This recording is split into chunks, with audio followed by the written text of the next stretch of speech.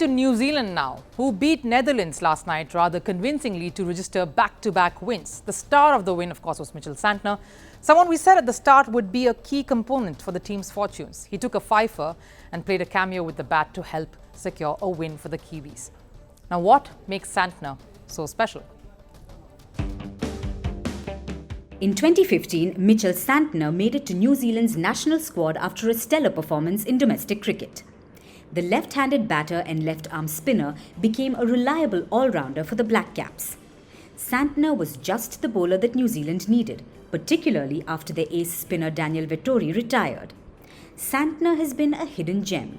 He may not be known as a flashy match winner, but his contributions have been important for the Black Caps. Mitchell Santner has played over 90 one-day international matches for New Zealand. He's taken 98 wickets internationally, which means at least 1 wicket a game. Santner's best bowling figures in an ODI are 5 wickets for 50 runs against Ireland. And his left-arm spin bowling average is below 5, which means he's difficult for batters to hit. And why is that?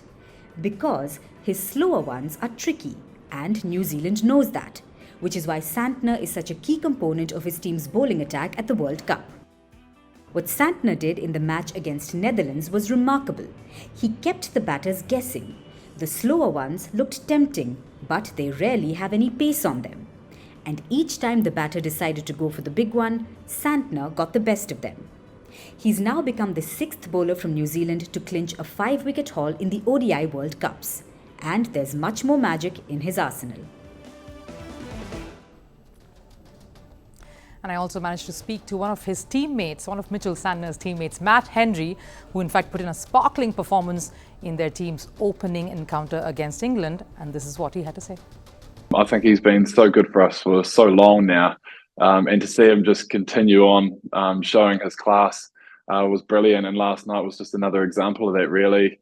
To see him finish off the innings, we know how dangerous he is with the bat at the end of the innings, and he executed it beautifully. And then to come out with the ball, as always, has beautiful control. And then there was obviously a lot more on offer for the spinners last night with a bit of turn, and he just extracted that beautifully. Really smart in how he went about his work, and we know how well the Netherlands have been playing as well. So we knew they were a dangerous side. They put us under pressure in different parts of the game, and I thought the guys stood up and handled that pressure well.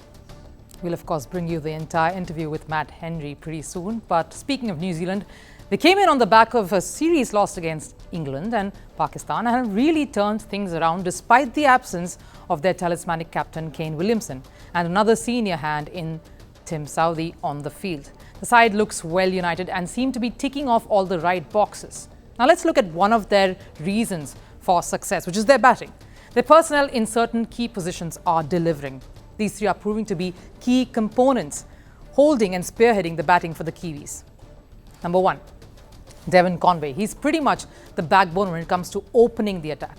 In 2 matches, he's already scored 184 runs. He's averaging 184 because he's been unbeaten. Then, of course, going later down the order, you've got Rachin Ravindran at number 3. Again, 2 matches, a stunning average of 174. He's had a 50 and 100. And if we had to look lower down the order, Darren Mitchell didn't really have a good first outing, but almost was among the runs there in the second game against Netherlands. And these 3 pretty much form the fulcrum of the New Zealand batting lineup. Now the question though is, have they possibly peaked too early? Well, we can't tell for sure, but this juggernaut is going along very, very nicely. It's the dream of every cricketer, the ultimate glory. Few manage to keep their date with destiny. But for many, it's been heartbreaks and a cross to bear.